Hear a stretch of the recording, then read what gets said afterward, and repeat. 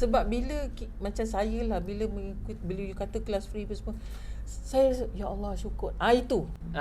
Kelas percuma sampai baju siap. Betul. Sebab itu you kata sampai baju siap.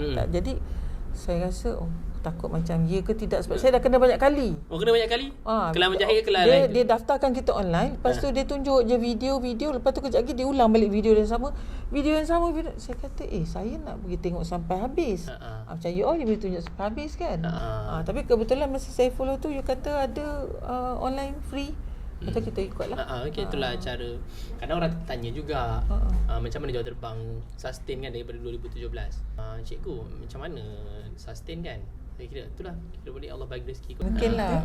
Sebab bila macam saya lah, bila you kata kelas free apa semua, saya rasa, ya Allah syukur. Itu sebenarnya itu yang dapat kat you juga. Itu semasa puan tengok ke sebelum daftar? Masa tengok tu kan. Lepas tu tapi masa tu macam half-half lah rasa masa macam daftar tu ya ke tidak. Tapi bila tu alhamdulillah betul lah. So itu mungkin kita cakap you dapat. Mudah-mudahan